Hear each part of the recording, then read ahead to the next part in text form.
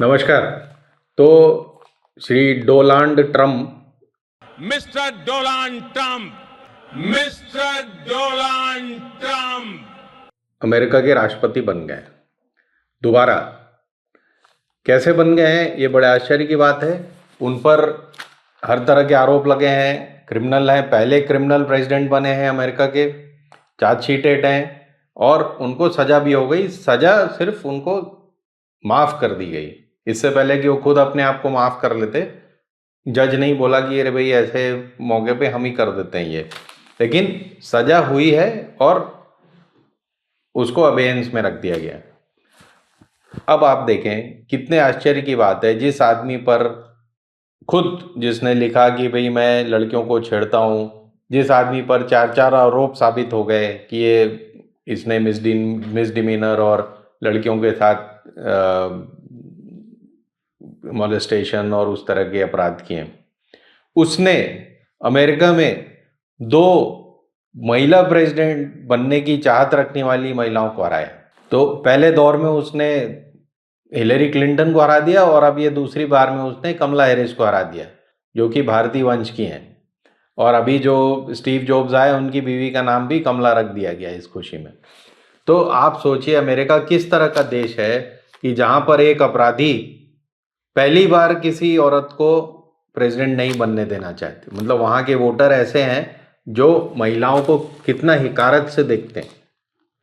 खैर, अब जो होना था वो तो हो गया। ये ट्रंप की दूसरी पारी शुरू हो गई है और लोग कह रहे हैं ये ट्रंप युग की शुरुआत हो गई। ट्रंप का कोई युग नहीं है, वो एक व्यापारी है। और आप देखेंगे, आज मैं ये 2025 में कह रहा हूँ, 2029 में उनकी टर्म ओवर होगी, उसके पहले आप देखेंगे कि वो चाइना के सामने घुटने टेक देगा। क्यों मैं ऐसा कह रहा हूँ? आप सोचिए, अगर चाइना ने ताइवान पे कब्जा कर लिया तो क्या करेंगे? मतलब आप इजराइल और गाज़ा और इस पे बड़ा हंगामा मचा के आपने बोला कि हम ऐसी तैसी कर देंगे अगर युद्ध बंद नहीं हुआ तो। अरे तो भैया, युद्ध क्या हो रहा था? इजराइल ने हमला किया हुआ था, किसके सपोर्ट से? अमेरिका के सपोर्ट से। पैसे कौन दे रहा था? $9 बिलियन अमेरिका ने दिए हुए हैं, अलावा युद्धपोत और दुनिया भर के सब वहां पे प्रेशर बनाया हुआ है। यही प्रेशर रशिया पे क्यों नहीं काम आ रहा? यूक्रेन में क्या कर ले रहे हो आप? यूक्रेन रो रो के परेशान है कि हमारे को नेटो कंट्रीज से कोई सहायता नहीं मिल रही।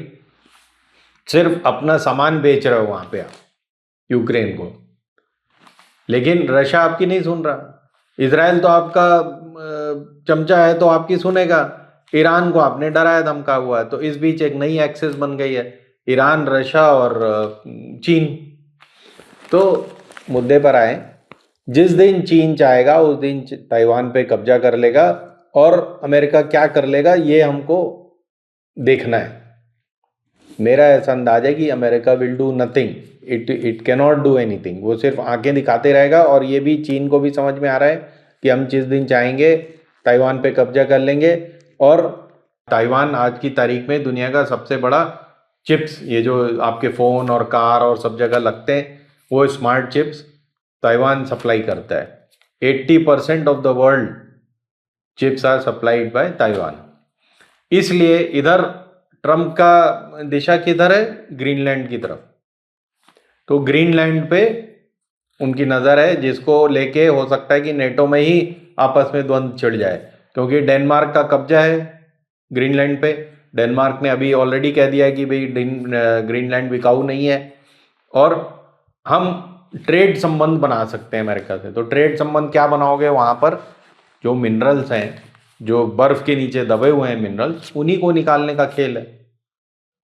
चाहे तेल निकले, चाहे मैंगनीज निकले, चाहे ये स्मार्ट चिप्स के लायक कोई रेयर अर्थ मिल जाए।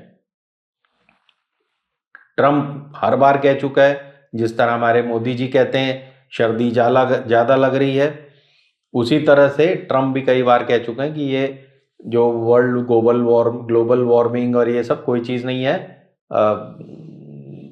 हमें अपना धंधा करना चाहिए। तो धंधा वो करेंगे ग्रीनलैंड में, चाइना धंधा करेगी ताइवान में, इंडिया जो भी सोच रहा है सोचता रहे।